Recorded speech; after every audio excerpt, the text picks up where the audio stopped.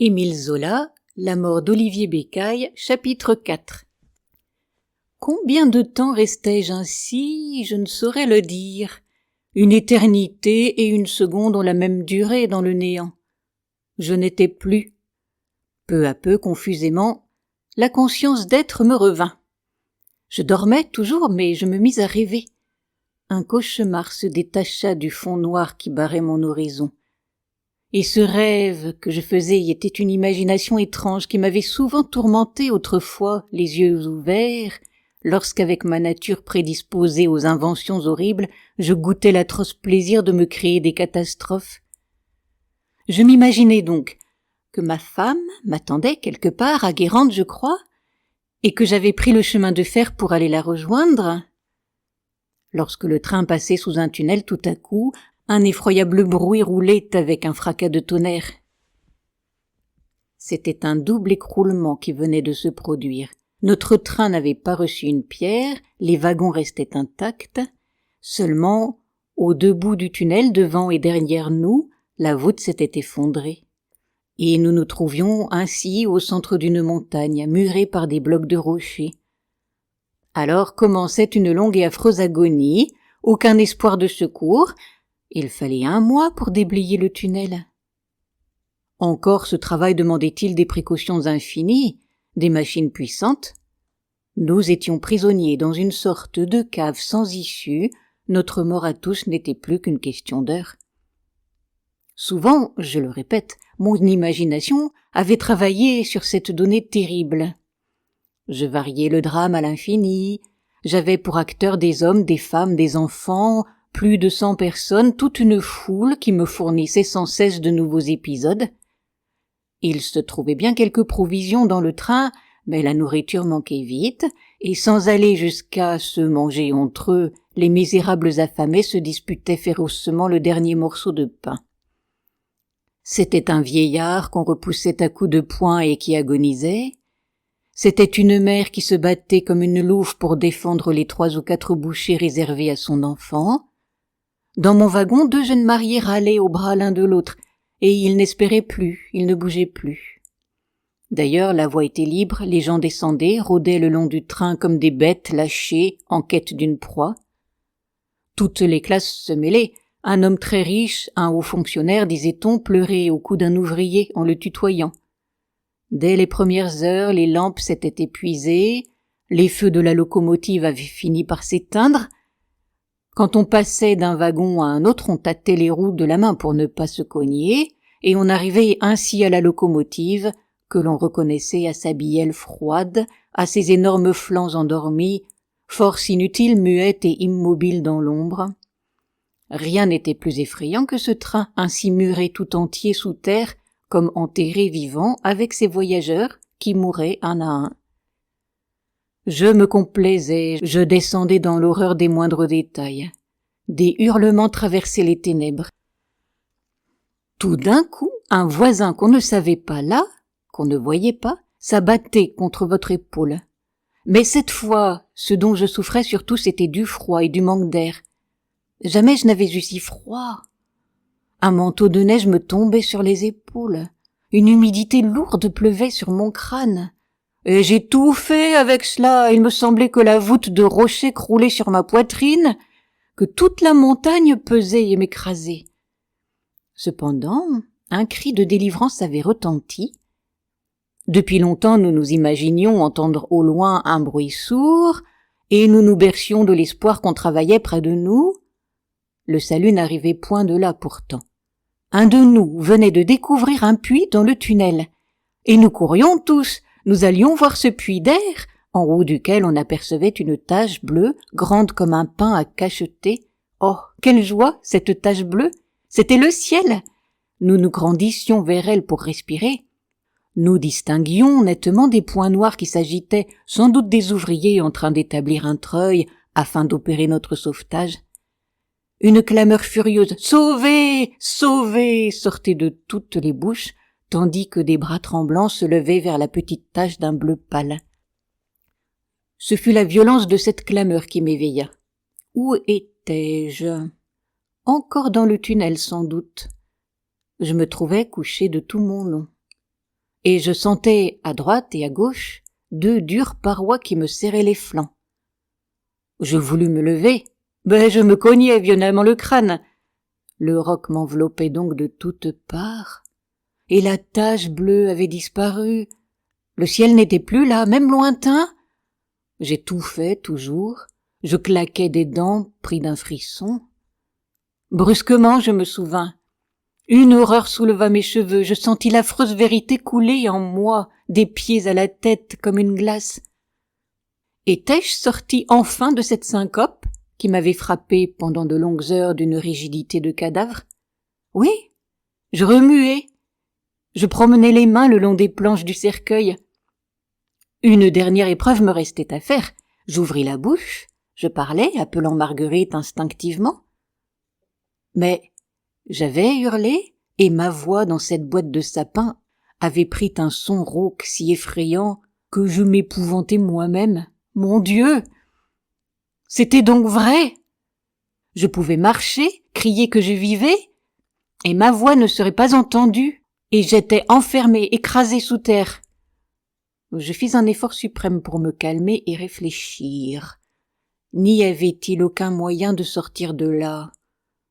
Mon rêve recommençait, je n'avais pas encore le cerveau bien solide, je mêlais l'imagination du puits d'air et de sa tache de ciel avec la réalité de la fosse où je suffoquais. Les yeux démesurément ouverts, je regardais les ténèbres. Peut-être apercevrais-je un trou, une fente, une goutte de lumière, mais des étincelles de jeu passaient seules dans la nuit, des clartés rouges s'élargissaient et s'évanouissaient. Rien. Un gouffre noir, insondable. Puis, la lucidité me revenait, j'écartai ce cauchemar imbécile, il me fallait toute ma tête si je voulais tenter le salut. D'abord, le grand danger me parut être dans l'étouffement qui augmentait. Sans doute j'avais pu rester si longtemps privé d'air, grâce à la syncope qui suspendait en moi les fonctions de l'existence. Mais maintenant que mon cœur battait, que mes poumons soufflaient, j'allais mourir d'asphyxie si je ne me dégageais au plus tôt. Je souffrais également du froid, et je craignais de me laisser envahir par cet engourdissement mortel des hommes qui tombent dans la neige pour ne plus se relever. Tout en me répétant qu'il me fallait du calme, je sentais des bouffées de folie monter à mon crâne. Alors je m'exhortais, essayant de me rappeler ce que je savais sur la façon dont on enterre. Sans doute j'étais dans une concession de 5 ans. Cela m'ôtait un espoir car j'avais remarqué autrefois à Nantes que les tranchées de la fosse commune laissaient passer dans leur remblaiement continu les pieds des dernières bières enfouies. Il m'aurait suffi alors de briser une planche pour m'échapper. Tandis que si je me trouvais dans un trou comblé entièrement, j'avais sur moi toute une couche épaisse de terre qui allait être un terrible obstacle. N'avais-je pas entendu dire qu'à Paris on enterrait à 6 pieds de profondeur? Comment percer cette masse énorme?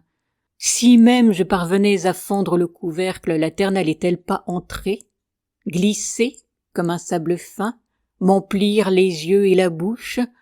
Et ce serait encore la mort, une mort abominable, une noyade dans la boue. Cependant, je tâtais soigneusement autour de moi, la bière était grande, je remuais les bras avec facilité. Dans le couvercle, je ne sentis aucune fente. À droite et à gauche, les planches étaient mal rabotées, mais résistantes et solides. Je repliai mon bras le long de ma poitrine pour remonter vers la tête. Là, je découvris dans la planche du bout un nœud qui cédait légèrement sous la pression. Je travaillai avec la plus grande peine, je finis par chasser le nœud et de l'autre côté, en enfonçant le doigt, je reconnus la terre. Une terre grasse, argileuse et mouillée. Mais cela ne m'avançait à rien. Je regrettais même d'avoir ôté ce nœud, comme si la terre avait pu entrer. Une autre expérience m'occupa un instant. Je tapais autour du cercueil afin de savoir si, par hasard, il n'y aurait pas quelque vide à droite ou à gauche. Partout le son fut le même. Comme je donnais aussi de légers coups de pied, il me sembla pourtant que le son était plus clair au bout. Peut-être n'était-ce qu'un effet de la sonorité du bois. Alors je commençai par des poussées légères, les bras en avant avec les poings. Le bois résista. J'employai ensuite les genoux, m'arc-boutant sur les pieds et sur les reins. et il n'y eut pas un craquement. Je finis par donner toute ma force. Je poussai du corps entier si violemment que les os meurtris criaient, et ce fut à ce moment que je devins fou. Jusque-là, j'avais résisté au vertige, au souffle de rage qui montait par instants en moi comme une fumée d'ivresse. Surtout, je réprimais les cris, car je comprenais que si je criais, j'étais perdu. Tout d'un coup, je me mis à crier, à hurler. Cela était plus fort que moi. Les hurlements sortaient de ma gorge qui se dégonflait. J'appelais au secours d'une voix que je ne me connaissais pas, m'affolant davantage à chaque nouvel appel, criant que je ne voulais pas mourir. Je égratignais le bois avec mes ongles, et je me tordais dans des convulsions d'un loup enfermé. Combien de temps dura cette crise? Je l'ignore, mais je sens encore l'implacable dureté du cercueil où je me débattais. J'entends encore la tempête de cris et de sanglots dont j'emplissais ces 4 planches. Dans une dernière lueur de raison, j'aurais voulu me retenir, et je ne pouvais pas. Un grand accablement suivit. J'attendais la mort, au milieu d'une somnolence douloureuse. Ce cercueil était de pierre, jamais je ne parviendrais à le fendre, et cette certitude de ma défaite me laissait inerte, sans courage pour tenter un nouvel effort. Une autre souffrance, la faim, s'était jointe au froid et à l'asphyxie. Je défaillais. Bientôt ce supplice fut intolérable. Avec mon doigt, je tâchais d'attirer les pincées de terre par le nœud que j'avais enfoncé, et je mangeais cette terre, ce qui redoubla mon tourment. Je mordais mes bras, n'osant aller jusqu'au sang, tenté par ma chair, suçant ma peau avec l'envie d'y enfoncer les dents. Ah, comme je désirais la mort à cette heure! Toute ma vie j'avais tremblé devant le néant, et je le voulais, je le réclamais, jamais il ne serait assez noir. Quel enfantillage que de redouter ce sommeil sans rêve, cette éternité de silence et de ténèbres. La mort n'était bonne que parce qu'elle supprimait l'être d'un coup, pour toujours. Oh, dormir comme les pierres, rentrer dans l'argile, n'être plus. Mes mains tâtonnantes continuaient machinalement à se promener contre le bois. Soudain je me piquai au pouce gauche, et la légère douleur me tira de mon engourdissement. Qu'était-ce donc? Je cherchai de nouveau, je reconnus un clou que les croque-morts avaient enfoncé de travers et qui n'avait pas mordu dans le bord du cercueil. Il était très long, très pointu. La tête tenait dans le couvercle, mais je sentis qu'il remuait. À partir de cet instant, je n'eus plus qu'une idée, avoir ce clou. Je passai ma main droite sur mon ventre, je commençai à l'ébranler. Il ne cédait guère, c'était un gros travail. Je changeais souvent de main car la main gauche mal placée se fatiguait vite. Tandis que je m'acharnais ainsi, tout un plan s'était développé dans ma tête. Ce clou devenait le salut, il me le fallait quand même. Mais serait-il temps encore? La faim me torturait, je dus arrêter, en proie à un vertige qui me laissait les mains molles, l'esprit vacillant. J'avais sucé les gouttes qui coulèrent de la piqûre de mon pouce. Alors je me mordis le bras. Je bus mon sang, éperonné par la douleur, ranimé par ce vin tiède et âcre qui mouillait ma bouche. Et je me remis au clou des 2 mains, je réussis à l'arracher.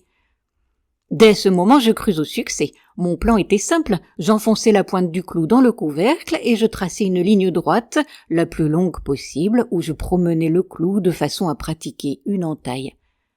Mes mains se roidissaient. Je m'entêtais furieusement. Quand je pensais avoir assez entamé le bois, j'eus l'idée de me retourner, de me mettre sur le ventre, puis en me soulevant sur les genoux et sur les coudes, de pousser des reins. Mais si le couvercle craqua, il ne se fendit pas encore. L'entaille n'était pas assez profonde. Je dus me replacer sur le dos et reprendre ma besogne, ce qui me coûta beaucoup de peine. Enfin, je tentai un nouvel effort et cette fois le couvercle se brisa d'un bout à l'autre. Certes, je n'étais pas sauvé, mais l'espérance m'inondait le cœur. J'avais cessé de pousser, je ne bougeais plus, de peur de déterminer quelque éboulement qui m'aurait enseveli. Mon projet était de me servir du couvercle comme d'un abri, tandis que je tâcherais de pratiquer une sorte de puits dans l'argile. Malheureusement, ce travail présentait de grandes difficultés. Les mottes épaisses qui se détachaient embarrassaient les planches que je ne pouvais manœuvrer. Jamais je n'arriverais au sol, déjà des éboulements partiels me pliaient l'échine et m'enfonçaient la face dans la terre. La peur me reprenait, lorsqu'en m'allongeant pour trouver un point d'appui, je crus sentir que la planche qui fermait la bière au pied cédait sous la pression. Je tapais alors vigoureusement du talon, songeant qu'il pouvait y avoir à cet endroit une fosse qu'on était en train de creuser. Tout d'un coup, mes pieds enfoncèrent dans le vide. La prévision était juste. Une fosse nouvellement ouverte se trouvait là. Je n'eus qu'une mince cloison de terre à trouer pour rouler dans cette fosse. Grand Dieu, j'étais sauvé! En cet instant, je restais sur le dos, les yeux en l'air au fond du trou. Il faisait nuit. Au ciel, les étoiles luisaient dans un bleuissement de velours. Par moments, un vent qui se levait m'apportait une tiédeur de printemps, une odeur d'arbre.